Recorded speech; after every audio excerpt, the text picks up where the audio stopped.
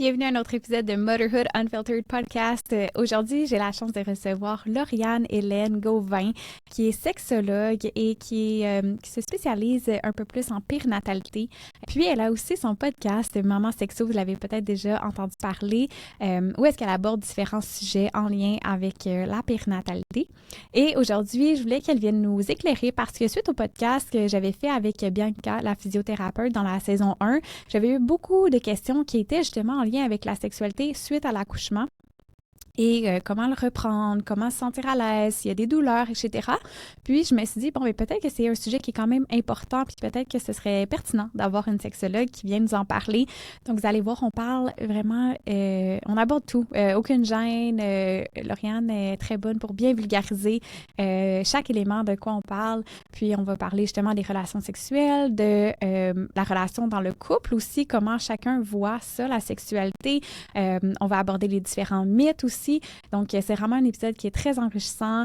J'ai appris beaucoup, moi aussi, là-dedans. Donc, sans plus tarder, bienvenue, Lauriane, sur le podcast. Bienvenue à Motherhood Unfiltered Podcast. Ici, on crée le village dont chaque maman a besoin. C'est un espace de ressources, de partage et de soutien pour la maternité et le bien-être. Rejoins la communauté où la maternité est vécue et célébrée ensemble et sans filtre. Bon épisode! Lauriane, bienvenue sur le podcast. Merci d'avoir accepté l'invitation. C'est super gentil d'être là aujourd'hui. Merci à toi. Comme qu'on en parlait, c'est vraiment un sujet, je pense, qui était attendu, beaucoup de questions. Mais avant, j'aimerais qu'on prenne un moment pour que tu nous parles un peu de toi, parce que tu es sexologue spécialisée en périnatalité, puis tu as un podcast aussi, fait que tu peux nous jaser un petit peu de toi. Oui, en fait, c'est ça. Je suis sexologue, puis d'ailleurs, je l'ai appris à mes dépens, mais on peut pas dire spécialisée dans le monde. Oui, parce que dans le fond, c'est comme réservé aux médecins, mais bref, OK, tout parfait. le monde le dit pareil, Oui. donc genre, c'est chill. Mais dans le fond, j'ai une expertise en périnatalité, mais aussi en agression sexuelle, donc intervention avec les survivantes d'agression sexuelle et de violence conjugale, parce que j'ai fait mon stage dans un CALAX, donc qui est un centre d'aide et de lutte pour les femmes victimes d'agression sexuelle. Fait que j'ai vraiment eu un gros bagage là, autour de ça. Mais oui, en fait, je suis devenue sexologue après avoir eu mes 2 enfants durant mes études. Donc, j'ai accouché de ma plus jeune et de mon bac en même temps. Oh. Ma plus vieille, elle a 5 ans, puis ma plus jeune a 3 ans et demi. Donc, ça a été ce parcours-là, en fait, qui me plongeait dans ma fascination de la périnatalité. En étant justement dans un monde d'intervention, de connaissances scientifiques, d'accès aussi aux banques de données, avec l'université notamment. Puis de voir qu'en fait, il n'y a presque pas d'informations pour les femmes, puis même pour les pères, mais pour les parents, finalement. Fait que je trouvais ça bizarre. Fait que je lisais là-dessus, en plus de faire mon stage dans un CALAX, puis de voir qu'il y a plusieurs choses qui se couplaient ensemble dans la reprise de pouvoir, dans la quête identitaire, dans mettre des limites, mais de se retrouver concrètement comme être humain. Donc, c'est vraiment pour ça que je me suis dirigée vers cette clientèle-là. Donc, ça, c'est la première chose. Mais mon rôle de maman au travers de tout ça, c'est sûr que ça a dirigé vraiment toute ma passion. La création de Maman Sexo, c'est en même temps que j'ai fait ma formation d'accompagnante à la naissance. Donc, quand j'étais en congé de maternité, ouais, c'est ça. J'ai accouché de ma fille, mon bac en même temps. Après ça, j'ai fait ma formation d'accompagnante à la naissance. Et pendant ce temps-là, je lisais des études et je faisais des synthèses et c'est devenu ce que c'est devenu finalement. Puis sinon, ben, j'étais encore aux études. Ah, OK. Ben oui. Pour poursuivre toujours dans le même domaine. Oui, en fait, en ce moment, je suis en train de terminer le diplôme d'études supérieures en santé mentale à la TELUC. Et je suis ici le programme de présence attentive à l'UQAM pour aller chercher la maîtrise en santé mentale. J'aimerais ça me diriger tranquillement vers la recherche. Wow. Mais en même temps, tu sais, je sais pas qu'est-ce que la vie m'attend, puis j'ai déjà été extrêmement surprise de mes 27 ans. Fait que je suis vraiment... OK, t'as juste 27 ans. Wow, parfait. Fait que, tu sais, c'est sûr que je sais pas qu'est-ce qui m'attend, mais j'aimerais ça avoir plus de recherches sur la périnatalité, surtout tout ce qui est les abus sexuels. Fait que, à suivre. Wow, félicitations. En tout cas, c'est beaucoup de travail pour se rendre là, surtout avec 2 enfants. Je te lève mon chapeau. Et puis, tu as ton podcast aussi, Maman Sexo, Oui, puis exact. vous abordez vraiment plein de sujets. Là, je voyais autant, je pense, la séparation des couples, qu'on avait dit l'allaitement, que tout ce qui a trait à tout ça. Là, on finissait la saison 3. Oui. On va recommencer une saison 4 aussi. Fait que c'est une grande primeur. Mais tu sais, là, en ce moment, on le faisait vraiment, en fait, dans nos sous-sols, avec nos ordinateurs, dans notre vie de môme, parce que on s'est dit, on va partager des sujets. C'est un médium que les parents aiment. Tu sais, un podcast, c'est facile à écouter en poussette ou quand Tellement. mettons. Fait que, fait que, tu sais, on trouvait que c'était cool de faire ça. Fait qu'on a invité plein de personnes d'un peu partout avec des expertises spécifiques. Puis c'est là qu'on voit aussi à quel point que le monde de la périnatalité, c'est vraiment grand. Mhm. Comme tu disais, la séparation, c'est l'épisode qu'on vient de faire, mais aïe, c'est fou, pareil, on n'en parle pas tant. Non. Puis comment ça allait évoluer aussi, la parentalité en tant que telle, la science de la parentalité, mais tout ce qui est autour aussi de comment est-ce que les hommes et les femmes vivent leur rôle, ou les Ouais. personnes non-binaires, par exemple, ou la transidentité dans la parentalité. Il y a tellement des expériences qui sont spécifiques, mais il y a aussi toute l'unicité derrière l'humain qui devient parent. On est tous différents. Ouais, tellement. Je vais mettre ça dans les show notes, définitivement, là, le lien de podcast. Vous irez écouter ça. Puis si on rentre dans le vif du sujet, là, allons-y. Là, aujourd'hui, vraiment, on va aborder comme la sexologie. La sexologie, c'est bien le mot, Oui, le terme, oui. exactement. Oui. Vraiment en périnatalité. C'est ça qui revenait le plus dans les questions. Quand j'avais fait un podcast avec Bianca, la physiothérapeute, j'avais été surprise qu'il y avait des questions par rapport aux relations sexuelles après l'accouchement qui étaient arrivées. Puis là, je me suis dit, crime, ça pourrait être quand même une bonne idée de podcast. Fait que je me suis dit qu'on allait se concentrer vraiment là-dessus aujourd'hui.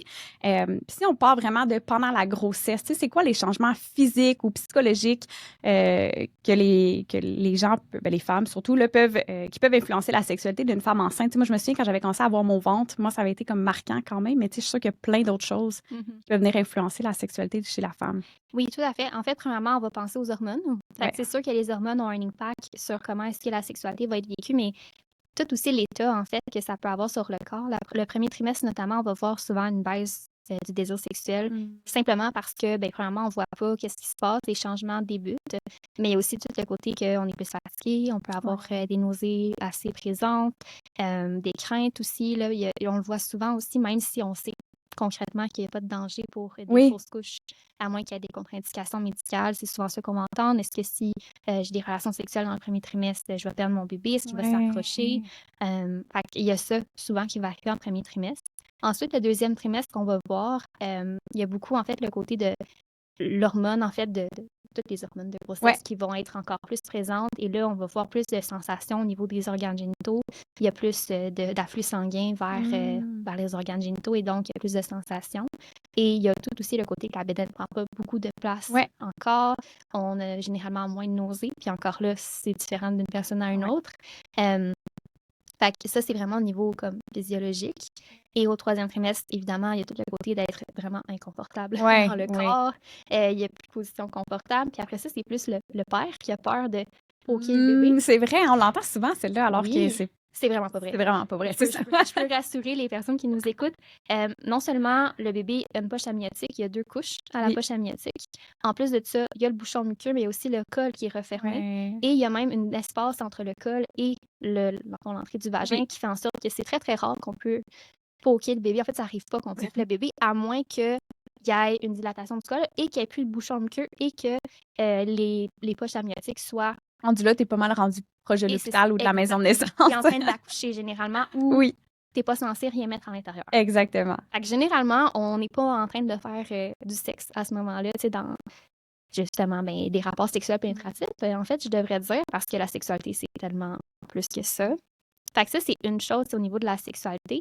Mais après ça, il y a tellement d'autres barèmes dans est-ce que justement le rapport au corps est difficile? Est-ce que j'ai des revictimisation traumatique, par exemple, de mes expériences qui me ramènent à mon corps?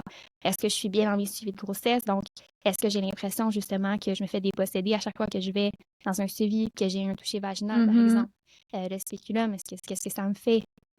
Les changements, la disponibilité aussi. Est-ce que je suis plus concentrée à qu'est-ce que le bébé va arriver? Fait que toute la disponibilité, finalement, émotionnelle et psychologique peut, justement, avoir un impact, mais ça, c'est dans n'importe quelle période. Après ça, chaque personne le vit différemment. Puis ce qui est vraiment fascinant dans les études en périnatalité, mais en sexualité, en fait, en tant que telle, les normes, il n'y en a pas tant.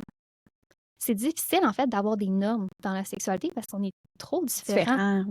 Tout le monde vit des choses différemment, même dans les kinks, par exemple. Ce qui va être, maintenant, dans qu'est-ce qui est le anormal, c'est si ça crée de la détresse psychologique, physique, mais ça crée de la détresse chez la personne ou chez les autres.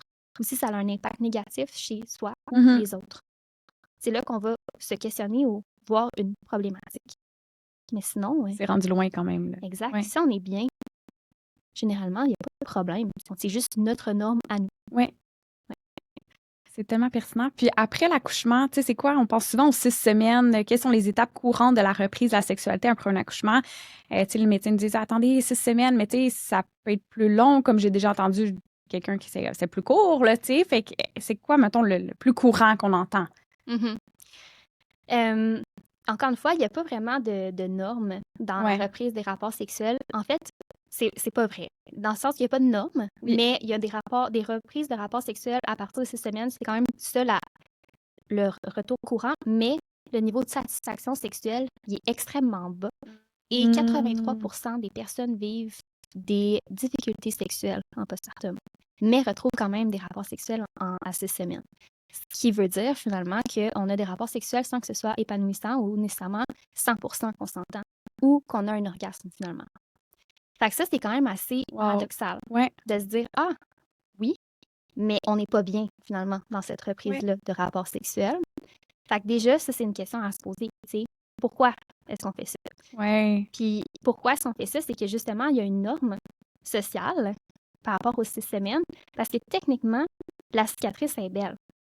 Puis encore là, si la cicatrice est belle, est-ce qu'on a mal? Est-ce que justement, il y a encore des tensions? Ouais. Par ailleurs, avant une césarienne, il y a plus de chances d'avoir des douleurs. Tu sais, au niveau du périnée, il y a plus de chances d'avoir des douleurs sexuelles. Souvent, on pense l'inverse, un accouchement vaginal Ouais. à cause de déchirures ou quoi que ce soit. Tu sais. Mais non, on a porté un enfant pendant, tu sais, dans le fond, 9 mois, généralement, qui va être sur le périnée. Mais non seulement ça, on va venir couper des parties de ton muscle. Et donc, le périnée prend tout le support, alors qu'il y avait des muscles pour l'aider. Puis là, il doit tout se reconstruire. C'est extrêmement difficile pour le corps, tu sais. Puis, je veux dire, la récupération, c'est intense. Puis d'un autre côté, on a fait un podcast justement avec une physio, puis elle nous disait, c'est comme si tu faisais une opération de ton genou. Ouais. Comme, oui, techniquement, la cicatrice, elle est belle après un certain moment. Ouais. Mais est-ce que ça veut dire que tu vas commencer à faire tes plates-bandes, Ouais, mettons? non, c'est ça, ouais. Ou genre un marathon, justement, ou courir sur cette plaie-là? Ouais. Ou tu vas faire attention quand même parce que, oh, OK, là, c'est cicatrisé, mais je vais reprendre graduellement. Ouais. Tout à fait. Mais c'est la même chose pour les organes génitaux. C'est un muscle qui a déchiré généralement, qui a eu un impact. Mais non seulement ça, c'est juste le côté physiologique. Si jamais ça a été un accouchement traumatique, par exemple, ou que la notion d'avoir fait sortir quelque chose du vagin, puis après ça, de le faire rentrer, de sexualiser son corps alors qu'on est dans un rôle maternel. Ouais. Fait que tu sais, de dissocier tout ça, c'est extrêmement difficile. Fait que le 6 semaines, là, il vaut pas grand-chose, en fait, à part de dire que, wow, tes points ont vraiment bien guéri sur ton vagin. Nice. Exact. Comme, ça fait aucun sens. C'est drôle parce qu'il veut pas dire grand-chose non plus par rapport à l'entraînement, tu sais, parce qu'il y a tellement plein de choses qui vont autour, puis c'est comme le 6 semaines, on le connaît pour côté sexuel puis côté entraînement, tu sais, retour à l'entraînement, alors que finalement, il n'y a pas vraiment de... Comme tu dis, à part que la cicatrice peut-être qu'elle est guérie, là, mais il y a plus que ça qui va Oui. Puis, justement, parlons du désir. Comment est-ce qu'on peut expliquer la baisse de libido chez certaines femmes après l'accouchement? Est-ce que c'est une phrase qui est temporaire? J'avais beaucoup de questions par rapport à ça aussi qui sont survenues. Tu sais, on pense souvent à surstimulation, les pleurs du bébé, justement notre rôle qui est comme devenu plus maternel. Comment est-ce qu'on peut expliquer la baisse de libido chez la femme? Oui. Bien, vraiment, je te poserais la question, mettons sans réfléchir trop loin, puis c'est pas une question piège, là. Non, vas-y. Mais pour toi, c'est quoi la libido? Ah, c'est drôle. Pour moi, c'est vraiment lié avec le désir de genre vouloir avoir une relation sexuelle. OK. Ouais. Fait que pénétrative, dans le fond? Oui. OK. Mais moi, avant de commencer mes études aussi, c'était comme ça que je voyais la libido ou le désir sexuel, parce que la libido, c'est pas ce qui est dans le DSM. Donc, en fait, au niveau... La libido, c'est une micro-partie de ce qui est le désir sexuel. Et encore aujourd'hui, on utilise ça, puis en même temps, c'est normal parce que c'est le premier terme qui a désigné le plaisir. Puis je pense que c'est la première chose à venir déconstruire. Ça vient d'où la libido? Ça vient en fait de Freud. Et Freud, avec les sexologues, c'est pas notre BFF. Puis oui, on sait c'est un homme de son époque et comme tous les hommes de son époque, les femmes, ça ne valait pas grand-chose. Oui. Donc, mais il a quand même apporté du plaisir et du clitoris chez les enfants. Et donc, dans le fond, tout ce qui est le développement psychosexuel des enfants, ça vient principalement de Freud. Après ça, ça a été élaboré puis évolué dans d'autres sphères, en fait, cliniques. Mais maintenant qu'on part de la base, Freud a dit que les garçons et les filles découvraient leurs organes génitaux. Donc, les garçons, leur pénis, et les filles, leur clitoris. Donc, on ne parlait pas encore du vagin. OK. Et quand ils arrivent à l'âge adulte, donc dans leur période de maturation, le petit garçon va découvrir sa virilité et justement le côté du pénis, ce Ouais. qui est fort et qui apporte une sexualité Ouais. épanouissante. Et d'un autre côté, la femme, selon Freud, le plaisir migre vers le vagin. Ce qu'on sait maintenant dans les études, c'est tout à fait faux.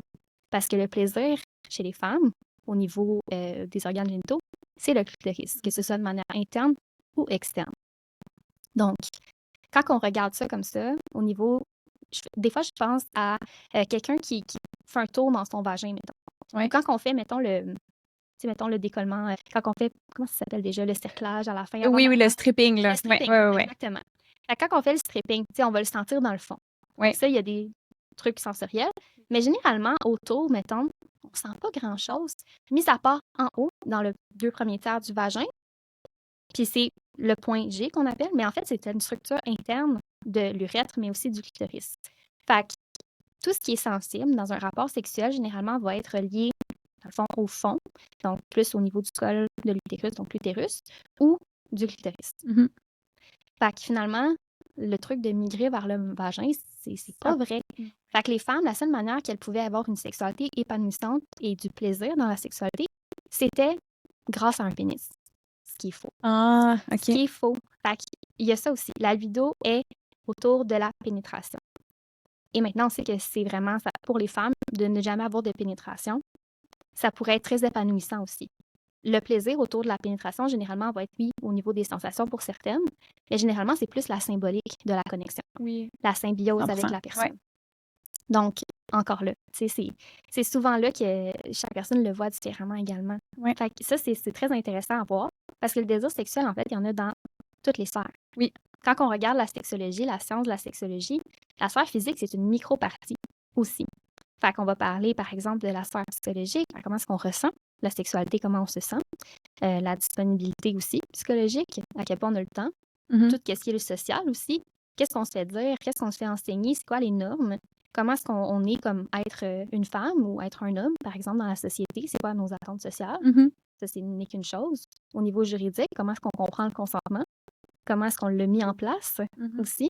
Fait que quand on regarde ça comme ça, puis il y en a d'autres, là, évidemment, il y a 6 dimensions de la sexualité, mais si on regarde un pas de recul, on regarde d'une façon panoramique, ça vaut pas grand-chose. On a quand même du désir sexuel dans la vie, Ouais. dans d'autres sphères. Je comprends. Fait que souvent, on va comme un peu enlever ou dire hey, j'ai pas de libido alors que tu as un certain désir sexuel, mais qu'on l'a tellement pas qualifié de cette façon-là. Mhm. Exactement. C'est exactement ça. En fait, c'est de prendre un pas de recul puis de se dire, OK, je vais regarder les autres sphères. Est-ce que mon partenaire, j'aime passer du temps avec lui? Est-ce que je le trouve attirant?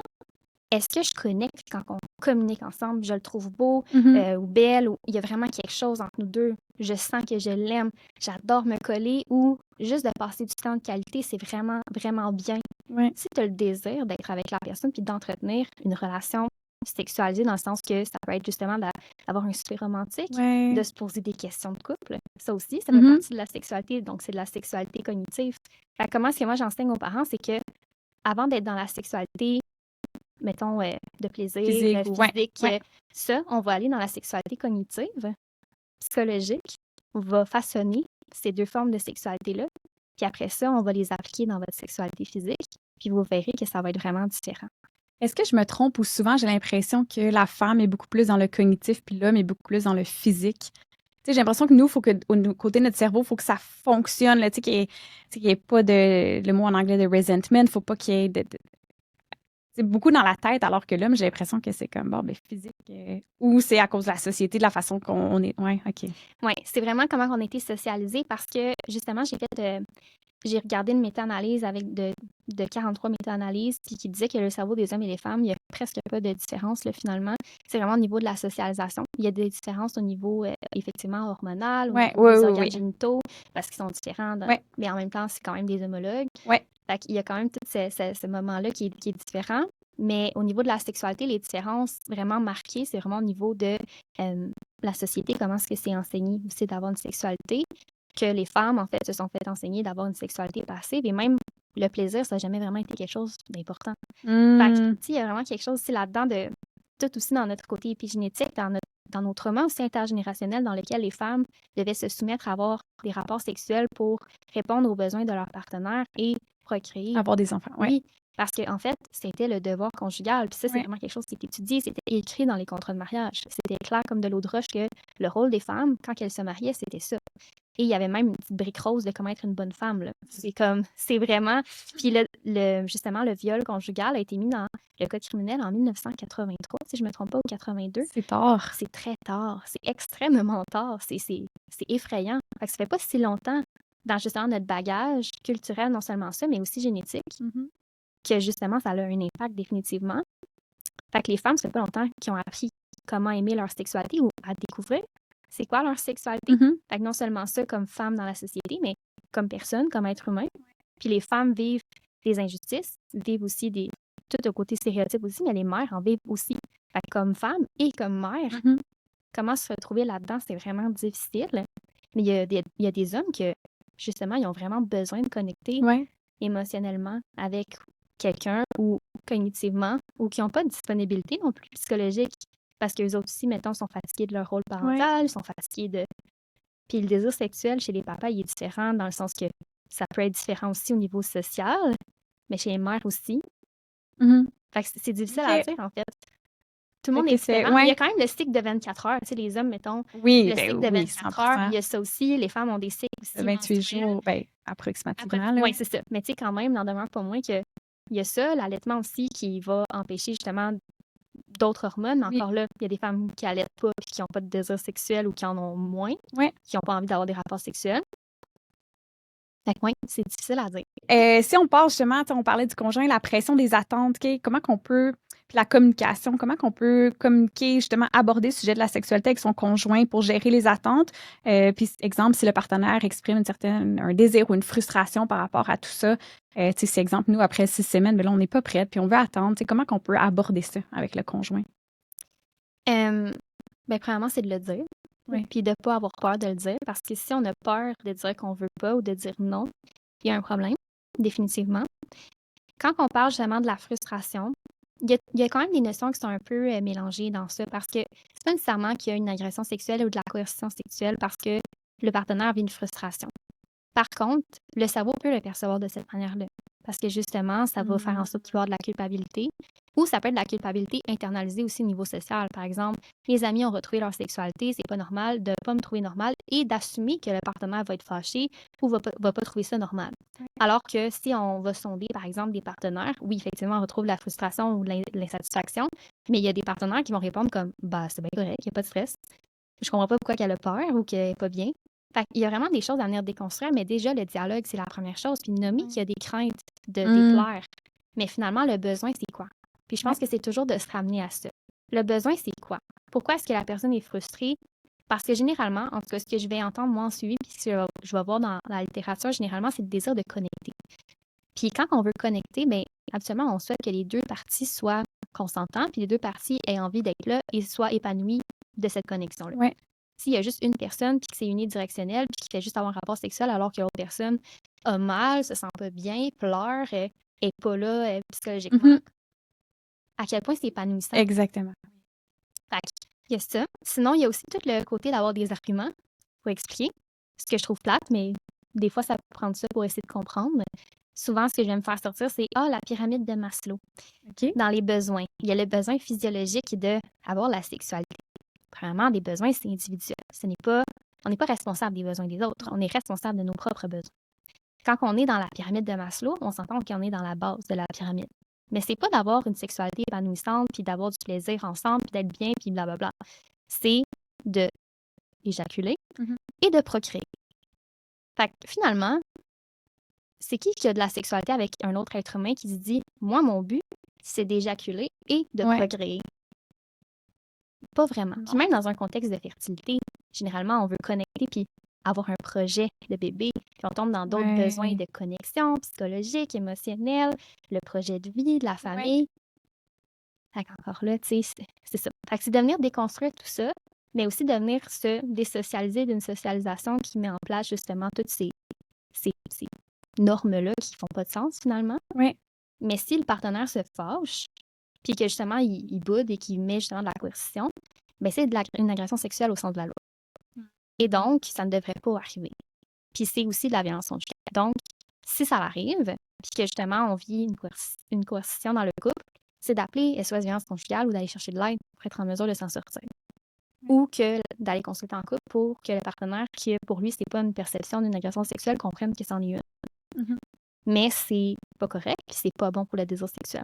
D'ailleurs, Au l'appétit contraire. est en mangeant. Tu sais, c'est un peu ça aussi que je vais me faire dire. Qu'on parle justement, l'appétit est en mangeant, on va être plus dans le désir sexuel. Comment je pourrais dire ça? Il y a le spontané, puis il y a le réactif. OK. Le réactif, mais tu sais, c'est vraiment qu'on a envie aussi d'avoir un rapport sexuel. Fait qu'il y a des stimuli sensoriels, par exemple des odeurs ou le cerveau, des images. On va regarder, par exemple, la pornographie, ça va nous exciter. Puis là, on a envie d'avoir un rapport sexuel ou on n'avait pas tant envie. Puis là, finalement, il y a le toucher. Puis OK, là, on a envie d'avoir un rapport sexuel.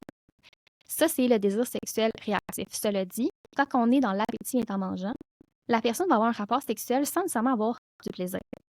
Fait qu'elle va faire « Ah ouais, je serais due ». Donc, il va avoir des stimuli sensoriels, mais finalement, il n'y aura pas grand-chose, mis à part des réactions réflexes du corps. Puis ça, ce que ça fait, c'est que c'est contre-courant de tout ce qui est l'harmonie du cerveau, du cœur et du corps. La tête, le cœur et le corps doivent être en harmonie dans un rapport sexuel. Quand c'est juste le corps, généralement, c'est pas épanouissant. Puis le cerveau fait comme « vraiment pas d'âme ». Fait que c'est ça. Ça te donne moins le goût aussi. Vraiment, ça fait en sorte que ça va juste dropper. Puis le corps après l'accouchement, parlons-en. C'est quoi le conseil qu'on peut donner aux femmes qui ont du mal peut-être à reconnecter avec leur corps ou à se sentir désirable, mais des fois, on n'est pas dans notre meilleure forme physique, on est fatigué, on a des grosses... On n'est pas au top de notre forme, j'ai goût de dire. Fait que est-ce que tu as des conseils que tu peux donner aux femmes qui ont peut-être justement du mal à reconnecter avec eux-mêmes? Oui, vraiment. C'est vraiment un gros sujet, puis c'est dur à répondre juste comme ça dans un podcast parce que chaque personne vit le processus de changement du corps tellement différemment. J'aimerais valider, en fait, que c'est difficile de reconnecter au corps, et c'est difficile de reconnecter comme être humain, point, quand on devient parent, parce que tout change. Tellement. Tout change autour de nous, puis la sexualité fait pas exception à ça non plus. Mais tu sais, le corps, ça, c'est vraiment quelque chose qui est là, puis aussi tout ce qui est le social autour du corps de la femme, de retrouver quelque chose rapidement, puis de respecter un standard de beauté qui est quasi inatteignable, même avant qu'on ait eu des enfants, par exemple. Et aussi tout le côté hormonal, le côté de la disponibilité aussi, mais tout ce qui est aussi des troubles aussi alimentaires, que je pense que c'est important de mentionner que clairement, les statistiques sont là pour parler qu'il y a beaucoup de femmes qui vivent avec des troubles alimentaires. Fait que, tu sais, c'est vraiment de venir déconstruire tout ça, puis de retrouver une connexion à son corps de manière saine, c'est d'accepter qui on est au moment qu'on est en ce moment. Fait que là, en ce moment, t'es là. Là, en ce moment, ton corps, il t'aide à faire quoi? Ouais. De ramener justement à l'utilité de ton corps, mais qui te rend toi-même épanouissante ou fière de toi. Ouais. Fait que par exemple, je suis capable de produire du lait avec mes seins. Oui, ils ont changé, mais oh my God! C'est gros, fascinant. là! Oui. Ou mon corps a porté un être humain. Peu importe, que ce soit une césarienne, que ce soit vaginale, ton corps a créé un être humain. C'est fascinant et te permet justement de marcher avec ton bébé ou de le prendre dans tes bras ou de le flatter, de le voir. Ton corps te permet toutes ces choses-là. Ramène à la base à quel point que ton corps est merveilleux pour ces choses-là. Juste de respirer, c'est fascinant qu'on puisse faire ça aussi, là. Fait que je ramènerai à ça. Puis ensuite, tu sais, c'est sûr que d'aller consulter, ça devient quelque chose qui est extrêmement difficile. C'est important, là. Mais premièrement, ça, pour le corps, tu sais, d'aller là, mais aussi de prendre du temps pour soi. De se concentrer sur c'est quoi mes besoins, c'est quoi mes limites, puis de reprendre son pouvoir comme être humain. Parce que souvent, quand je vais demander à une personne, à une maman, généralement en suivi, c'est quand la dernière fois que tu as pris du temps juste pour toi, qui répond à tes besoins à toi. Ça fait vraiment longtemps. On s'oublie souvent en tant que maman. Ben oui, vraiment. En tant que femme aussi, là, mais je veux dire, j'ai encore plus en tant que maman quand on essaie de... Justement, tu disais, j'ai produit du lait, mais tu as aussi fait survivre un enfant, tu sais, pendant la journée. C'est quand même... Oui, tu as collé ton enfant. Au dépend de toi, là. Ouais. Exactement. Tu as gardé un être humain en vie, c'est débile quand tu penses à ça, tu sais. Puis il y a tout le côté aussi qu'on essaie d'être un peu trop rapide aussi dans notre connexion. On veut reconnecter à notre couple, on veut reconnecter à notre partenaire. Mais on n'a même pas encore connecté avec nous-mêmes. Fait que comment est-ce que c'est possible de faire ça ou de montrer à quelqu'un d'autre qui on est rendu, qui on est, qu'est-ce qu'on aime pas, c'est quoi nos besoins si nous-mêmes on le sait pas. L'autre personne ne peut pas plus deviner. Encore une fois, on est responsable de nos besoins. Oui.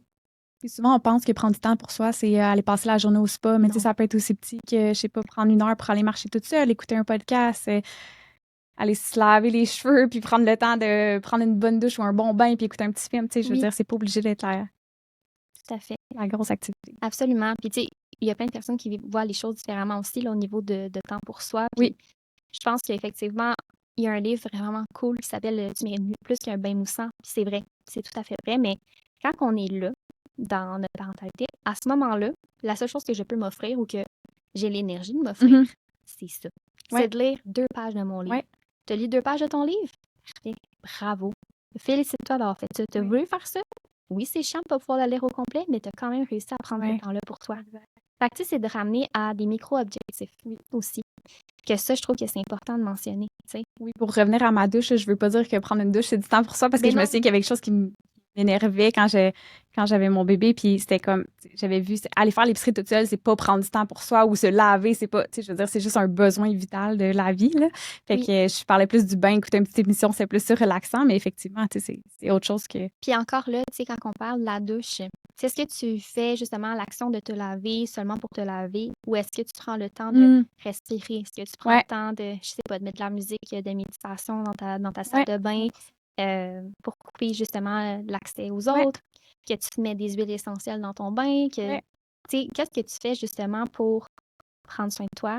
Puis que ce soit différent de ton besoin de base. Oui, j'adore. Fait que, tu sais, encore une fois, c'est encore des micro-limites, des micro-objectifs. C'est justement dans les micro-limites, OK, ben moi, je veux avoir un moment pour moi dans la douche de 15 minutes que tu me déranges pas, puis qu'au pire, va prendre une marche avec le petit pour que je puisse rien entendre, puis juste être avec moi-même. Puis il y a aussi l'autre enjeu que souvent, tu sais, justement, le côté du spa ou d'aller en amoureux à l'hôtel, oui, c'est le fun, puis il y a des gens que ça va vraiment être comme, yes, j'en profite. Pour d'autres personnes, ne sont pas capables d'être séparées de leurs enfants. C'est vraiment un besoin viscéral d'être connecté à l'enfant, puis c'est tout à fait légitime. Fait que si toi, ton besoin, c'est d'être avec ton enfant, mais que tu as aussi besoin d'un moment pour toi, ben d'aller prendre une marche en poussette, que ton chum va prendre une marche en poussette avec ton enfant, tu sais, il y a quand même il n'y a pas trop de distance, c'est réaliste. Puis même si tu apportes bébé avec toi, mettons, que tu vas déjeuner au restaurant, déjeuner avec ton chum, puis que vous avez une belle discussion pendant que bébé fait une sieste. Ça compte, ça aussi. Ben oui. Nous, on avait fait venir, mais je sais que c'est pas tout le monde qui peut se le permettre, mais on avait fait venir une massothérapeute à la maison. Là, mon chum s'était fait masser. Moi, j'étais partie avec bébé. On était allé prendre une marche, puis vice-versa. Fait que, tu sais, j'entendais pas ses pleurs, je la voyais pas, mais je savais qu'elle était proche. Puis moi, je me faisais masser, puis elle avait juste 3 mois. Fait que c'était... Puis, je veux dire, ça avait fait un bien incroyable. Tu sais, c'était 1 heure, mais c'était comme, wow, c'est... Tout à fait. Puis, c'était pas trop loin. Tu sais, je veux dire, la première nuit que j'ai découché, si on veut dire que je suis allée dormir à l'extérieur, elle avait 1 an et demi, fait que même plus 20 mois. Fait que pour moi, c'était comme je voulais pas partir une semaine là, dans le sud ou peu importe avec mon chum. Là, je voulais rester proche, puis je me sentais pas prête à faire ça. Mais c'était important pour moi de prendre justement ce temps-là, que c'était de m'entraîner, d'aller marcher, prendre un bain, quoi que ce soit. T'sais. Exactement. Mais c'est parfait. C'est ça qu'il faut faire. Il faut que tu ajustes ta vie en fonction de qu'est-ce que tu peux donner aussi, puis qu'est-ce que tu es disponible. Parce que là, si tu te mets justement des plannings de fou, puis que tu n'es pas disponible à le faire, ben c'est contre-productif finalement. Puis souvent, c'est ça qu'on va voir, tu sais, le côté de trouver des solutions. Ah, je me sens pas bien, je me sens pris. Solution, solution, solution. Mais avant toute chose, il faut prendre le temps d'observer qu'est-ce qui monte en nous. Qu'est-ce que je ressens comme émotion? Pourquoi je me sens poignée de même? Avant de trouver des solutions, comment je me sens? Puis après ça, les solutions viennent. Quelle solution fait le plus de sens par rapport à l'émotion que j'ai et le besoin que j'ai en ce moment? Comme ça, c'est beaucoup moins anxiogène aussi. Tellement. Vraiment. La douleur lors des relations sexuelles, c'était revenu justement dans le podcast avec Bianca. Qu'est-ce qui peut faire les femmes qui éprouvent des douleurs ou des inconforts pendant les rapports après l'accouchement? Est-ce qu'on arrête tout? Est-ce qu'au contraire, tu sais, il y a quelque chose qu'on peut... Tu sais, souvent, j'ai l'impression que je pense à la douleur, je pense à... Ça me tente pas nécessairement, mais tu sais, des fois, c'est pas nécessairement ça. Est-ce qu'il y a des petits trucs que tu peux nous donner? Bien, avoir des douleurs lors des rapports sexuels, c'est pas normal. Fait qu'il y a un problème. Super. Définitivement, il y a un problème. Aller consulter en physio-périnéale. La physiothérapie périnéale, c'est tellement important de s'offrir ce cadeau-là. Autant les femmes que les hommes. Parce que les hommes aussi ont un périnée. Ça, c'est pas tout le monde qui le savent. Fait que oui, tous les hommes ont un périnée. C'est juste que l'accès est différent. Quoique les femmes, ça peut être autant au niveau de l'anus, avec le niveau rectal que le vagin, qu'on peut aller accéder au périnée. Mais les hommes, c'est vraiment au niveau du rectum qu'on peut avoir accès au périnée. N'en demeure pas moins que le périnée permet de respirer, de tenir les organes, de justement avoir un enfant, d'accoucher, de faire du sport, de faire plein de choses. Juste de marcher, c'est pareil que ça. C'est un muscle qui doit être travaillé. autant qu'on va regarder, mettons, des TikTok là, de justement les guns ou de faire les fesses, Oui, mais comme le périnée aussi, il doit c'est être tellement musclé. important. Hey, tellement, je veux Ça a dire l'air que... qu'en France, c'est comme quasiment un sport national. Là. Tu sais, ils sortent de l'hôpital, puis il y a déjà comme une discussion par rapport à la rééducation périnéale. Ouais. Mais moi, je l'avais faite pendant ma grossesse, puis après, puis ça a été... Si j'avais pas eu ça, je pense que je sais pas ce que j'aurais fait, Oui. honnêtement. Puis les trucs, ils durent aussi vraiment longtemps. Oui. Tu sais, tu peux continuer d'avoir tous ces acquis-là, la physiothérapie, à long terme. Oui. Fait qu'il y a comme ça aussi qui est vraiment intéressant puis qui est vraiment le fun aussi. Puis toutes les pratiques, en fait, qui vont aller activer le périnée, genre le yoga, qui peut être vraiment quelque chose de fascinant. J'ai lu un livre vraiment cool de Dr. de Gasquet, je pense qu'elle se nomme.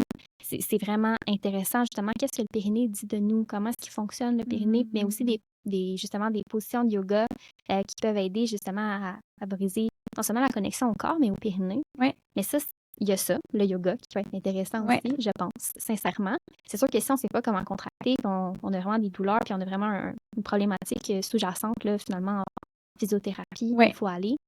Si c'est un inconfort de, exemple, ben là, justement, la reprise des relations sexuelles, des fois, on a un peu de tension, on est stressé, on n'est pas trop certaine de comment ça va, comment on va se sentir. Y a-t-il quelque chose qu'on peut faire? Oui, absolument. Puis ça, c'est non seulement la physiothérapie périnéale qui permet justement de connecter à ton corps puis de avoir aussi quelque chose de prendre soin de soi aussi, de son corps, sans que ce soit dans le but non plus d'avoir une relation sexuelle. Ouais. Fait que ça aussi, de changer ses buts. Pas juste de se dire, OK, je vais avoir un rapport sexuel, puis c'est pour ça, il faut retrouver ça. C'est vraiment génial de se dire ça si c'est ça notre besoin. Mm-hmm. Mais d'abord et avant tout, le but, c'est quoi? C'est de ne plus avoir mal. Mm-hmm. Puis souvent, ce qu'on va voir aussi en physio périnéale, moi, je vais avoir des références, puis souvent, je travaille de pair avec des physios. C'est que tout est guéri au plan physiologique, mais la femme, elle a encore mal pendant les rapports sexuels. D'autant plus quand c'est une personne qui a vécu un accouchement traumatique, par exemple, ou des abus sexuels, justement, qui peuvent avoir un impact, ou même des traumas, en fait, qui vont apporter des mécanismes de défense et des réactions physiologiques. Donc, il y a ça, d'aller explorer ça, je pense que c'est important. Mm-hmm. Si jamais on continue d'avoir des inconforts, pour pouvoir adresser, en fait, qu'est-ce qui fait qu'on a peur ou qu'est-ce qui fait qu'on contracte, qu'est-ce qui fait que la douleur perdure et que finalement, quand on va en physio, tout est correct. Ouais. Fait que ce serait vraiment d'aller consulter aussi si ça perdure. Ouais. Mais je dirais que le yoga, j'ai découvert vraiment quelque chose de spécial avec ça. Là, comme, c'est ça, Dr. Le Gasquet, vraiment d'aller regarder aussi les études qu'elle fait, mais il y a des livres qui sont au Renaud-Bré. Ouais. Fait que ça aussi aux bibliothèques même, qu'on peut aller chercher justement les informations. Il y a vraiment comme la connexion au périnée grâce au yoga. Oui. C'est vraiment quelque chose qui existe. Puis en même temps, tu as un peu le côté justement connexion tête, cœur, corps, là, tu sais. 100%, absolument. Puis tu sais, c'est de se ramener aussi à nos propres limites. Mm-hmm. Souvent, ce qu'on va entendre dans des cours de yoga, c'est concentre-toi sur ta pratique, sur ton tapis, et non sur les autres autour de toi. Ou crée une connexion avec ton corps, même si tu ne touches pas ou que tu fais pas, tu touches pas le bout de tes orteils, tu crées une connexion. Fait que c'est de se ramener à ça. C'est quoi les limites de notre corps? Qu'est-ce que ça vient générer émotionnellement dans justement cette connexion-là, la tête, le cœur, le corps? Qu'est-ce que je suis plus capable quand que justement c'est plus difficile ou il y a des jours où ça va mieux? C'est quoi mon besoin dans la pratique? Fait qu'il y a vraiment toutes ces choses-là. C'est sûr que même, là, je parle de yoga, mais tu sais, je fais la présence attentive non, mais c'est quand en ce même moment. Oui. Fait que je trouve qu'il y a plein de choses fascinantes. Là, quand que je me mets dans un sujet, là, je fouille toutes les bons. Non, mais il y a même des positions qui vont faire sortir certaines émotions aussi. 100%, exactement. Puis généralement, ce qu'on va dire, c'est que ça sort par le périnée, right? Fait que ça aussi, c'est spécial quand on se dit ça. Tu sais que c'est la respiration est plus basse, on va dire c'est quelque chose au niveau des émotions. Mm-hmm. Puis encore là, tu sais, ça c'est quand on est dans le processus puis qu'on est bien, mais tout ce qui est la présence attentive ou la méditation, les pratiques de yoga, tout ce qui est dans le ramener dans le corps, il faut d'abord et avant tout être en mesure de tolérer ça. Parce qu'il y a des personnes qui ne sont pas capables de tolérer ça. Comme souvent, ce qu'on va dire dans la présence attentive, par exemple, c'est de revenir au corps, puis être capable de ressortir du corps pour aller dans le côté épanouissant. Mais généralement, il y a des gens qui sont toujours en mode survie, donc dans l'autre côté. Ils sont toujours hors de leur corps, de l'autre côté, dans le mode survie, le stress. Mm-hmm. Puis quand ils ramènent au corps, ils sont comme « mon Dieu, non, non, non ». Ils retournent dans le mode survie. Mais là, on leur demande d'aller dans le corps, puis après ça, d'aller dans l'épanouissement. Oui, là, c'est beaucoup trop. C'est trop. L'impact de l'allaitement, est-ce que l'allaitement peut affecter, là, j'avais dit la libido, mais disons le désir ou les sensations sexuelles? On dit quand même nous autres, on le dit libido, mettons, dans notre site Internet, parce que c'est ça que c'est ce qu'on connaît. Mais maintenant qu'on le sait, tu sais, c'est ça qui est fascinant, mais effectivement, la libido, c'est correct qu'on le dise. Parfait, la libido ou les sensations sexuelles, puis Mhm. comment qu'on peut s'adapter à ces changements-là? Oui, comme je disais tantôt, même si on n'allait pas, on peut Ouais. ressentir une baisse de désir sexuel. Fait en fait, c'est vraiment de voir c'est quoi vraiment les raisons derrière tout ça. Est-ce que c'est vraiment au niveau hormonal? Fait que si on parle au niveau hormonal, c'est plus au niveau de la sécheresse vaginale. Fait que souvent, les douleurs, ça va être ça. T'sais, la sécheresse vaginale, c'est pas juste qu'on ne mouille pas durant un rapport sexuel. C'est dans le quotidien. OK. Fait que quand on marche, quand on fait du sport, il y a le frottement aussi qui va faire en sorte que ça va être plus irrité, par exemple. Fait que ça peut être un impact. T'sais, on est plus sensible à cause de ça. Fait que des fois, ça va être d'avoir un certain lubrifiant. Il y a une physio qui m'avait parlé d'un hydratant vaginal qui existe aussi. Fait que ça, il y a des solutions pour ça. Pour ce qui est justement de la baisse de désir sexuel, est-ce que c'est vraiment les hormones ou c'est qu'on est vraiment fatigué, qu'on est vraiment pas bien ou qu'on n'aime pas notre corps, qu'on n'a pas retrouvé notre désir, on est plus dans notre rôle maternel, on a tout utilisé notre réserve de cytocine parce qu'on a allaité, fait qu'on a juste plus de disponibilité ou on n'a juste pas envie d'avoir un orgasme parce que genre toute la journée, on a vécu justement une réserve de cytocine. C'est bien légitime, en fait. Là. Fait que ce que j'aimerais dire, c'est que l'allaitement, ce n'est pas une cause directe au niveau du désir sexuel. Ça peut défavoriser à un certain point, mais ça ne veut pas dire que c'est la fin de la sexualité parce qu'on allaite. Parfait. Les tabous et les pressions sociales, c'est quoi les mythes ou les pressions les plus fréquentes entourant la sexualité en postpartum? Comment on peut les déconstruire? J'avais vu, je me souviens plus si c'est toi qui l'avais partagé ou quelqu'un d'autre. Souvent, tu sais, dans les films, on voit tout le temps les scènes épanouissantes, mais on voit pas comment qu'elle l'appelait comme la sexualité de tous les jours. Là, tu sais, on voit tout le temps les scènes où est-ce que c'est ça, toujours là, la passion, puis sur la table, puis etc.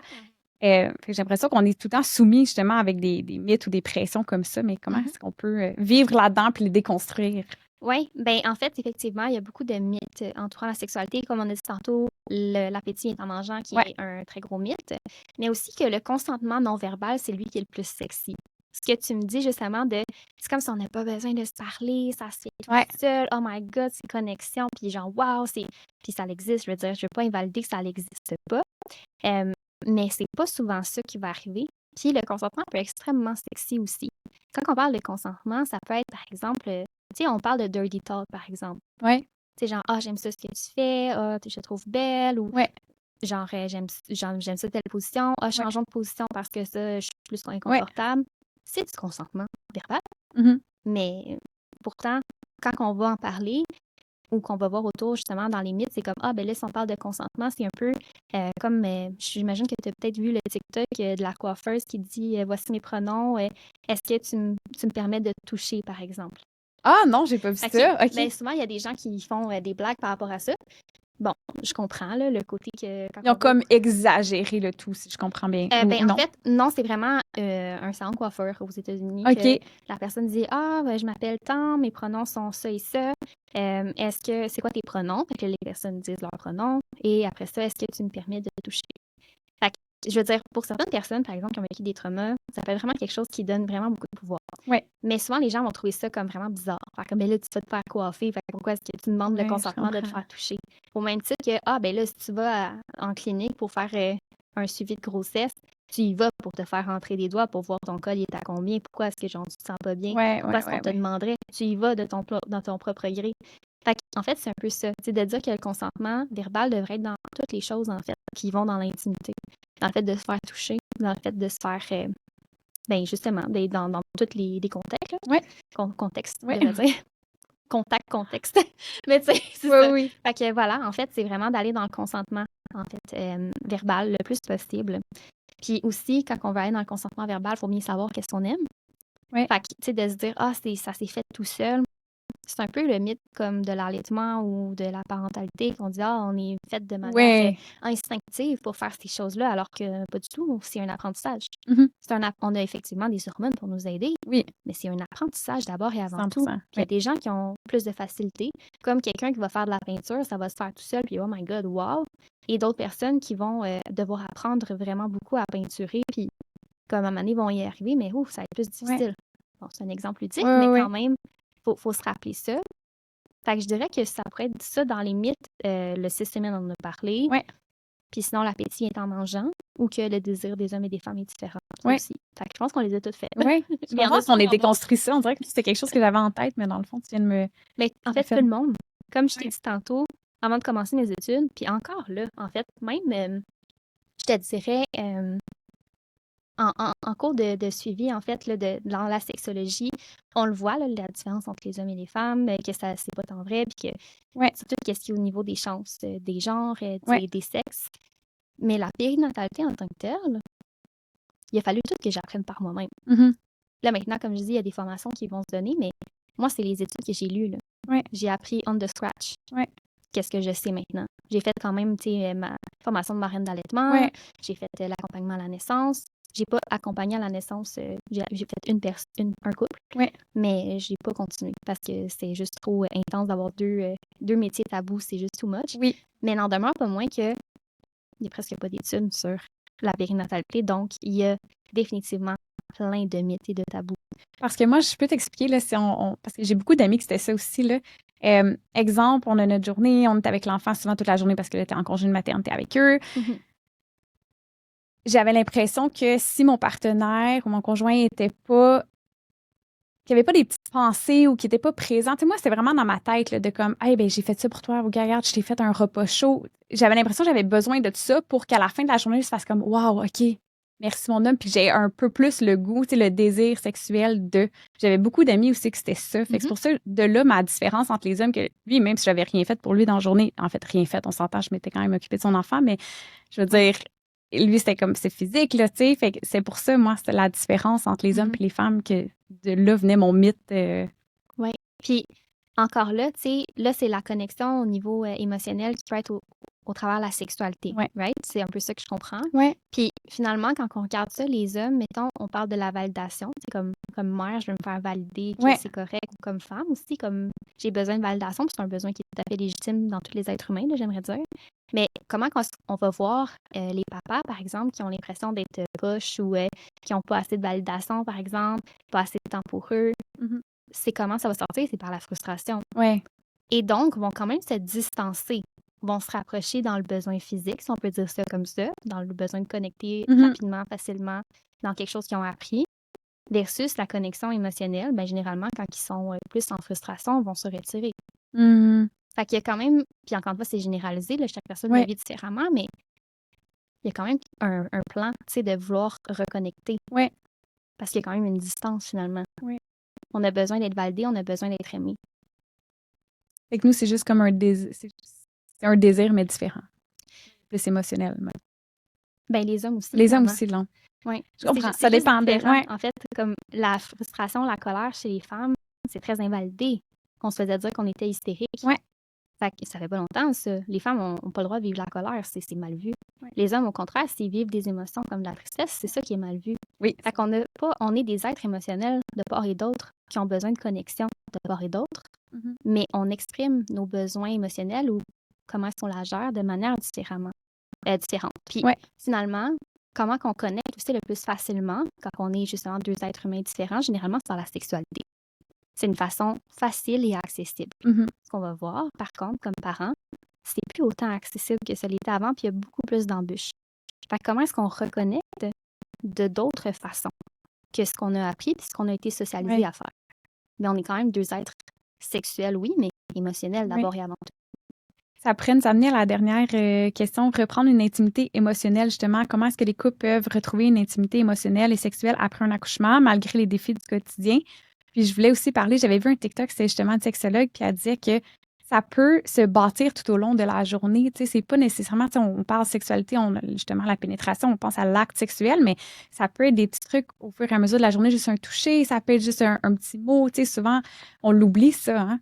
Oui, tout à fait. Puis, en fait, oui, c'est pertinent, c'est intéressant, mais vas-y, qu'est-ce qu'il y a? Mais en fait, oui, mais c'est full important, puis je pense que oui, il faut le faire. Oui. Mais d'abord et avant tout, il faut déconstruire le fait que c'est dans le but d'avoir un rapport sexuel. Je comprends, oui. Fait que, faut qu'il y ait une attente exactement. Oui, 100%. Parce que souvent, on va travailler, par exemple, la charge mentale avec les couples, le papa, la maman. Et moi, souvent, ce que je vais entendre en suivi, puis c'est un peu le but, tu sais, de voir comment est-ce que ça se démontre. Ouais. Mais, ben là, j'ai pris de la charge mentale. Pourquoi ça n'a pas changé? Elle n'a pas plus envie de sexualité. Fait que là, c'est de venir déconstruire ça aussi.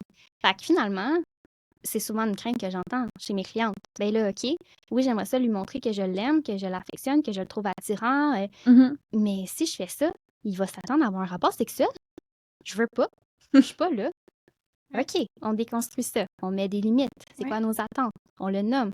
OK, j'ai envie de me coller, mais j'ai pas envie que ça se retrouve en rapport sexuel. Je t'avertis. Puis, encore une fois, des fois, c'est vraiment quelque chose qui est internalisé, dans le sens qu'elle a peur, mais parce que socialement, c'est ça qu'on s'est fait enseigner. Puis quand on sonde le partenaire, là, c'est un exemple. Mettons, ben là, si je prends de la charge mentale, mais il y en a qui sont comme, ben non, mais c'est correct, là, il n'y a pas de stress. Genre, je comprends, pas de trouble, je l'ai vu, le bébé sortir, là, moi, je suis comme, it's all right. Tu sais, il y a vraiment quelque chose de... C'est fou, pareil, des fois, que c'est vraiment le blocage comme de la communication. Alors que si tu le dis comme, j'aimerais ça me coller, mais j'ai vraiment pas envie d'avoir un rapport sexuel, tu pourrais être surpris qu'on te dise... Ça répond. Tout à fait, pas de problème, moi aussi, j'ai envie de me coller, c'est bien correct. Fait que, tu sais, il y a vraiment ça, en fait, dans la discussion, dans la communication, de connecter dans les petites choses dans le quotidien, oui, mais ne pas oublier de nommer c'est quoi nos limites, nos attentes, mais aussi de savoir c'est quoi nos limites. Fait que si on le sait pas, c'est difficile, tu sais, de le faire. Puis ça se peut que finalement, ça change. Tu sais que, on a bâti quelque chose, par exemple, un peu comme le sexting. T'sais, on va faire des sextos plus sexy dans la journée. J'aurais envie d'avoir un rapport sexuel, mais c'est pas parce que tu avais un désir sexuel à midi que ça veut dire qu'à 6 heures, tu vas en avoir un ce soir. T'sais. Est-ce que le bébé s'est mis à vomir? Y a-t-il une gastro dans la garderie? Est-ce que ça s'est mal passé en soirée? Est-ce que l'enfant a eu besoin de téter toute la nuit finalement? Fait que c'est difficile de prévoir d'avoir des rapports sexuels. Puis encore là, ça ramène à la dette sexuelle. Tu sais, par exemple, on dit, OK, ben on prend un moment pour aller à l'hôtel, passer une personne en amoureux. Pourquoi est-ce que ça doit absolument se retrouver en relation sexuelle? Tu sais, est-ce que c'est vraiment ça? Parce que ça aussi, j'ai des clientes qui refusent d'avoir des sorties en amoureux parce qu'ils ont peur que ça se retrouve vraiment ça. Absolument. Ou même le fameux pour Noël, moi, je veux juste une fellation. Ouf, OK. Mais ça, c'est vraiment quelque chose qu'on voit. Tu vois dans les groupes de mamans, par exemple, là, vraiment quelque chose qu'on voit souvent. C'est comme un genre de... Tu sais, les hommes sont pas compliqués, ils ont juste besoin de ça pour être heureux. Mais on remet toujours tout à le marchandage de la sexualité. Est-ce que tu crois que la pornographie a un lien avec ça? Ou un impact, du moins, ou non? Oui, c'est sûr. La pornographie, elle a un impact sur toute la sexualité, surtout de nos âges, à nous en ce moment. Nos enfants vont avoir heureusement accès à d'autres informations au niveau de la sexualité versus nous, que c'était pas mal juste la pornographie. Notre éducation sexuelle, si on peut dire. Fait que tout ce qu'on voyait, c'était ça, la pornographie mainstream. Que justement, ben, la femme est soumise, puis généralement, c'est pas tant son plaisir qui est mis de l'avant. Puis il y a beaucoup de pratiques sexuelles un peu plus comme violentes, on peut dire ça comme ça. Qui sont, par exemple, la fellation peut être considérée comme une pratique violente. Puis certaines personnes peuvent vraiment trouver ça bien correct. Puis encore une fois, on a notre propre normalité à nous, puis qu'est-ce qu'on aime. Quand c'est fait dans le consentement, puis que c'est une pratique qui est justement dans notre sexualité, c'est bien correct. Après ça, dans la sexualité, dans le fond, mainstream, c'est que c'est un spectacle, on oublie que c'est un spectacle. C'est pas vrai, c'est pas la vraie exact. C'est tourné dans un studio, comme ici dans un studio. C'est planifié, il y a des arrêts, il y a des coupures. Comme dans certains podcasts, par exemple, juste nous autres, là, le podcast qu'on fait, il y a des podcasts que c'est enregistré une traite. Puis il y a des podcasts que, nous autres, on coupe des moments, puis ça paraît pas tant. Non. Parce que justement, on est dans un montage, tu sais. Mais il faut se rappeler que c'est un montage. Même chose pour les réseaux sociaux, pour aussi qu'est-ce que les gens disent. Parce que c'est rare que les gens vont dire la vérité dans leur sexualité. Ils vont dire, nous autres, on a du sexe 3 fois par semaine. Mais c'est quand que la personne elle a vraiment des orgasmes ou elle a vraiment envie. Ça, on ne le sait pas nécessairement. Fait qu'il y a tout ça aussi de ne pas se comparer dans la sexualité. Mais la pornographie, c'est pas de démoniser la pornographie. Parce que, c'est vraiment correct d'avoir de la pornographie dans la vie, là. Puis il y a des personnes qui sont bien contentes d'avoir ça, puis c'est un médium. C'est une façon d'avoir une fantasmatique qui est différente. On peut fantasmer sur de la porno. Même pour les kings, tu sais que justement, ça pourrait causer préjudice à des personnes. Il y a des kings qui se retrouvent dans la pornographie, mais que c'est mieux comme ça. Tu sais, je parle, mettons, king, mettons, de pied, là, on s'entend, là. Pour des choses un peu plus qui sont pas dans... Ordinaire, là, Oui, c'est ça qu'on peut pas, mettons, arrêter une personne pour ça. On va y aller comme ça, on peut préciser, mais je trouve que c'est important de mentionner qu'il y a tu sais, il y a beaucoup d'imagination derrière la pornographie qui peut être vraiment bien, mais moi, je recommande plus, tu sais, la pornographie féministe qui est faite par et pour des femmes. Généralement, les porn stars ont plus des meilleures conditions salariales également. OK, tu vois, Oui. Fait que ça, je pense que ça peut être intéressant peut-être d'explorer d'autres types de pornographie. Puis généralement, c'est plus près de la réalité. C'est moins Ouais. sécurisant aussi pour les couples. Parce qu'ils sont comme, ah, parce que j'entends ça souvent. Là, tu sais, c'est genre, plus sécurisant, oui. ouais, j'ai peur parce que là, mon chum, il écoute tel type de porno. Fait que moi, je suis tellement pas ce genre de fille-là. Clairement, il n'y a pas de désir envers moi. Fait que là, si je retrouve pas mon corps d'avant, blablabla. Fait que là, c'est un peu ça. Ça, c'est un discours commun qu'on entend. Mais la fantasmatique, c'est une chose. La réalité, c'en est toute une Ouais. autre. Fait qu'il y a ça, des fois, ça peut être un peu plus rassurant également pour des couples, puis même de l'écouter ensemble. Fait que ça, c'est pas de démoniser la Je pornographie, comprends. mais de le voir peut-être d'un point de vue critique. J'ai le goût qu'on passe aux questions. On a reçu Parfait. sur Instagram. As-tu des trucs pour aider les premières relations sexuelles après un accouchement suite à un déchirement 3/4e degré? Premièrement, si tu as peur, genre, justement, peut-être d'essayer de ton côté, à toi. Par exemple, si tu vas avoir un rapport sexuel pénétratif, essaye seul de voir comment tu te sens. De voir aussi qu'est-ce que tu aimes, qu'est-ce que tu n'aimes plus de ton corps. Encore une fois, c'est rendu à reconnecter de manière physique. Si, par exemple, tu as vécu une déchirure puis que tu as vraiment peur d'avoir mal, tu sais, d'aller en fusion périnéale aussi Ouais. pour voir est-ce que, si on n'est pas à l'aise non plus de se toucher, parce qu'il y a des femmes qui n'ont jamais regardé leur vulve, qui n'ont jamais justement touché leur vulve ou dans le vagin non plus. Ça, c'est vraiment, c'est très commun, en fait, même plus qu'on pense. Fait que premièrement, ça serait ça. Ça serait d'aller explorer seul, reconnecter à soi avant de tester avec quelqu'un. Puis sinon, ben, essayer peut-être d'aller graduellement sans la pénétration. Tu sais, est-ce que ça peut être des caresses? Est-ce que ça peut être de la sexualité orale? Ça peut être différent, tu sais, dans le fond. Parce que finalement, si on parle des préliminaires, c'est pas tant des préliminaires, il y a des personnes qui vont de la sexualité orale puis c'est leur sexualité à eux. Fait que, peut-être d'explorer différemment la sexualité. Puis, si on n'est pas rendu là, de ne pas se mettre de pression. Si on se fait mal, puis que tu n'as pas envie de mettre quelque chose à l'intérieur de toi parce que tu es déchiré jusqu'à l'anus, et c'est quand même correct. Valide-toi. Un peu, oui. Comment tenir compte des désirs, on l'a un peu abordé, mais comment tenir compte des désirs du papa pendant les 6 semaines et plus, j'imagine qu'il voulait dire le temps de guérison après l'accouchement? Dans le fond, de faire comme patienter la personne? Ben, tenir compte des désirs. Écoute, sûrement d'être au courant que lui, peut-être qu'il a le goût, mais écoute. Oui, mais premièrement, la discussion, tu sais, de nommer, par exemple, j'ai des craintes, mettons, par rapport à tes désirs, je veux juste m'assurer qu'on est bien, d'expliquer la situation, moi, je me sens de cette manière-là. Les désirs, ben, dévalider, je veux dire, c'est valide, que de son côté, il a envie d'avoir des rapports sexuels avant, tu sais, justement, pour retrouver sa conjointe. Mais dans le fond, c'est quoi le besoin? C'est de retrouver sa conjointe. Comment est-ce qu'on peut se retrouver dans une situation? Puis le 6 semaines, ben, comme on l'a dit dans le podcast, c'est je veux dire, d'expliquer peut-être aussi ça.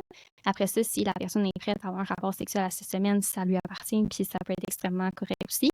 Mais je pense que déjà de déconstruire le 6 semaines, puis de s'enlever cette attente-là, c'est la première chose. De considérer le partenaire, mais aussi de se considérer soi. Tu sais, avant de considérer les désirs de son partenaire, toi, qu'est-ce que tu veux?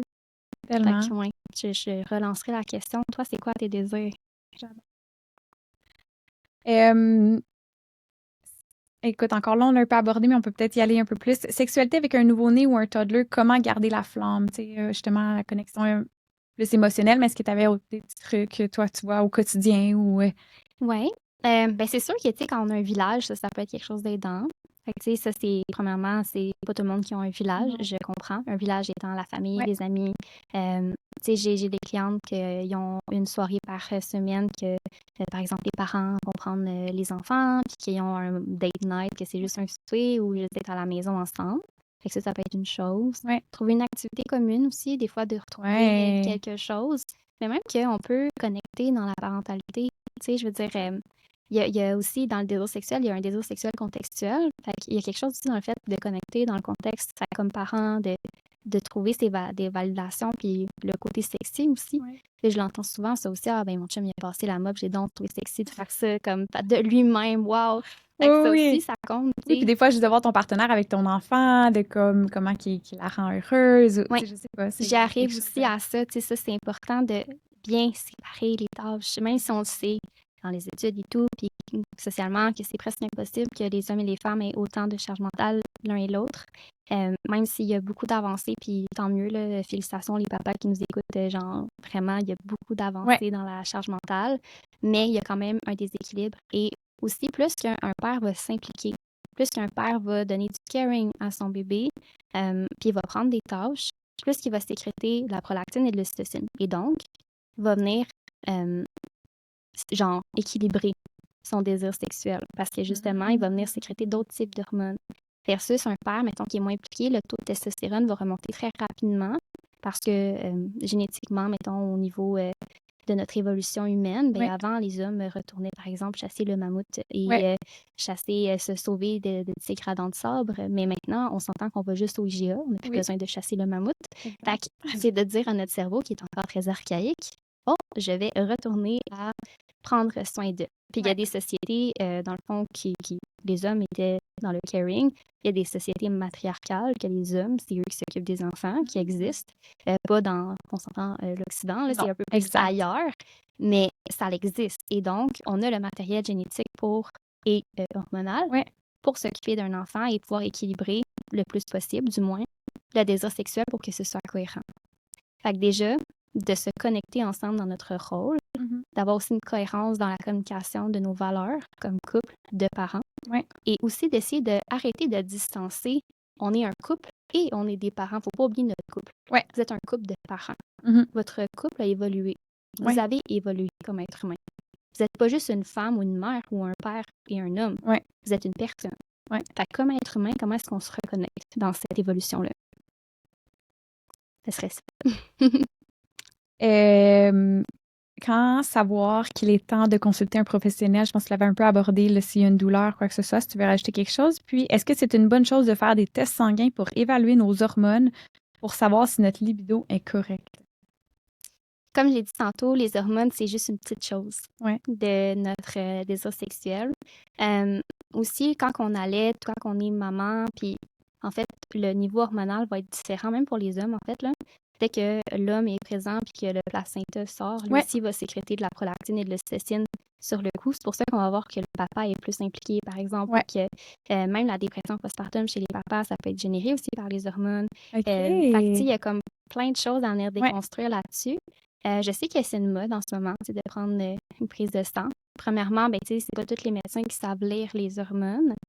Puis l'hormonothérapie, malheureusement, c'est quand même quelque chose qui est expensive. Là, qui est dispendieux, qui est vraiment dispendieux, puis que c'est dans le privé. C'est pas tous aussi les médecins qui y croient. Ça dépend aussi de nos croyances.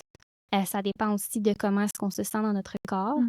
Après ça, au niveau hormonal, ben, ça peut être beaucoup par aussi l'alimentation. Fait qu'est-ce que ça serait d'aller voir une nutritionniste, peut-être plus à la place, si on sent qu'il y a un débalancement hormonal, parce qu'il y a ça, des nutritionnistes qui peuvent aider. Même naturopathe aussi. Oui, naturopathe aussi.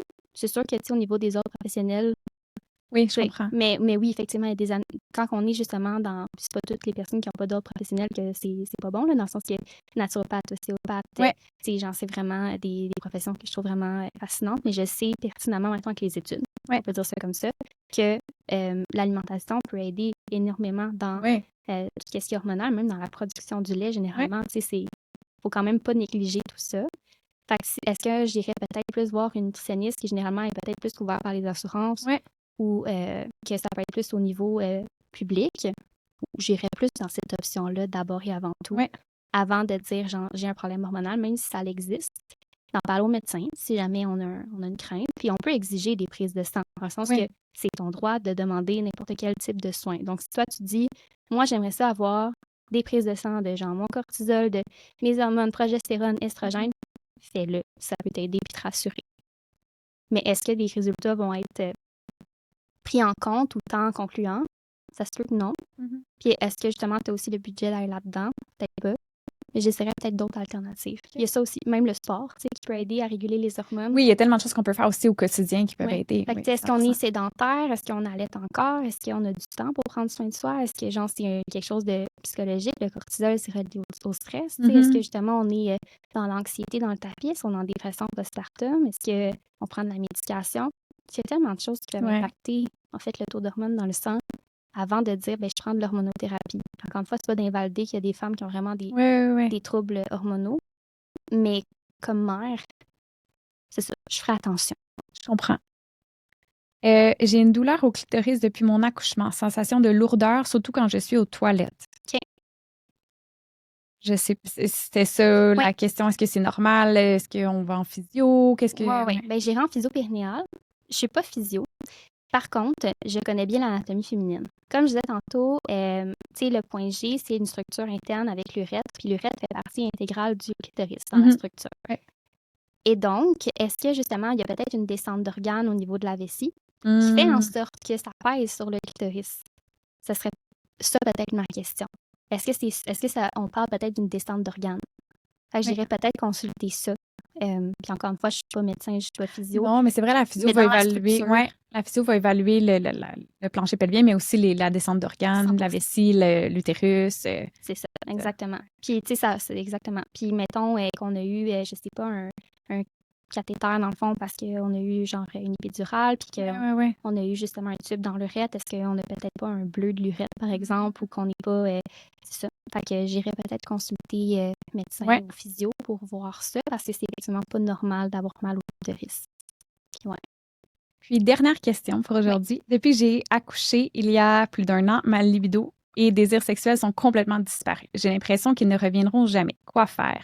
Là, elle précisait qu'elle allait encore, là, mais on a dit que finalement, c'était peut-être pas un impact direct, là, mais... Exact.